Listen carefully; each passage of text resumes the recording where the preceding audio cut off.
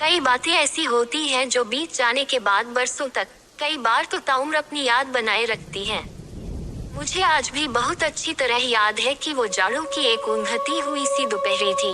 मैं घर पर निपट अकेली थी, करने को कुछ खास नहीं था तो मैं अपनी पसंद के गाने बजाते हुए यूं ही घर के छोटे मोटे काम निपटाने में लगी हुई थी। दोपहर के 12 साढ़े 12 बजे होंगे कि अचानक दरवाजे की घंटी की आवाज ने मेरा ध्यान खींचा। दोपहर के सन्नाटे में यह घंटी बहुत अजीब सी लगी। इस बेवक्त कौन होगा, मेरे मन में सवाल उठा।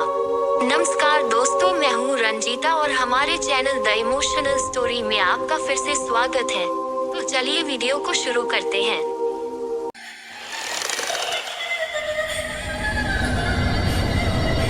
मैं घर का मुख्य दरवाजा न खोलकर डाइनिंग रूम के दरवाजे की ओर लपकी, जो दरअसल हमारे पोर्च में खुलता था।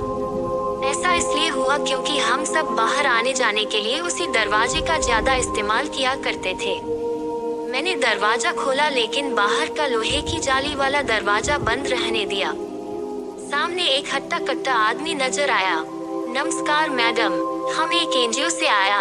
हमारा गांव में बाढ़ आने से बहुत नुकसान हुआ। हम लोग कुछ सामान बेचता है, आप खरीदेगा तो बहुत मदद होगा। वह टूटी फूटी हिंदी में अपनी बात कह रहा था और अब तक दरवाजे के एकदम करीब आ चुका था। उसका हुलिया देखकर मेरे मन में एक अनजानी आशंका ने सर उठा लिया।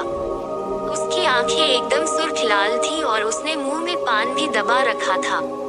इस बीच वो अपना आई कार्ड दिखाता हुआ लगातार मुझसे दरवाजा खोलने का आग्रह कर रहा था। वह ज्यादा करीब आ चुका था और अचानक एक तीखी गंध मेरे नाखूनों में टकराई।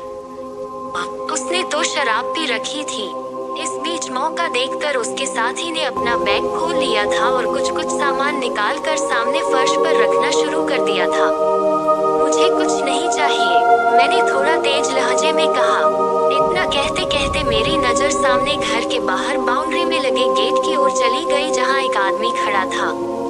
वहीं एक दूसरा आदमी भी था जो मेरी नजर देखकर तेजी से बरामदे में खंभे की ओर में चला गया। सड़क एकदम सुनसान थी और यह समझने में रत्ती भर भी कसर नहीं रह गई थी कि वह बंदा अपने साथ पूरी गैंग लेकर आया था। इस बीच वो आदमी लगातार कुछ न कुछ बोले जा रहा था, एकदम धारा प्रवाह। शायद वह मुझे अपनी बातों में उलझाने की कोशिश कर रहा था।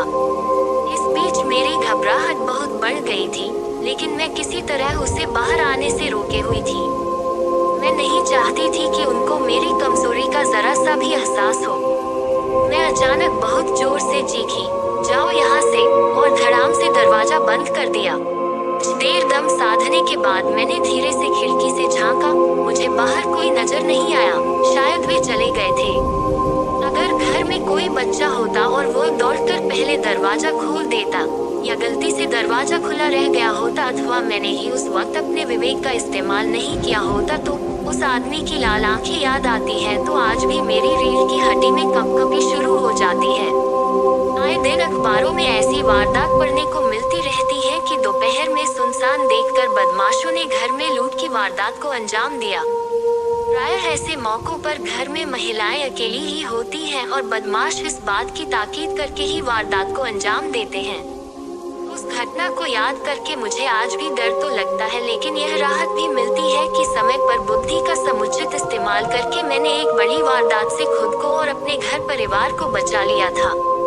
उसकी आंखें एकदम सुर्ख लाल थी और उसने मुंह में पान भी दबा रखा था। वो आई कार्ड दिखाता हुआ लगातार मुझसे दरवाजा खोलने का आग्रह कर रहा था। तो दोस्तों, आपके भी साथ कभी ऐसा घटना हुआ है तो हमें कमेंट करके जरूर बताएं, और ऐसे आदमी और लोगों से और अपने परिवारों से बचाने के लिए अपने आप को ध्यान रखें। धन्यवाद।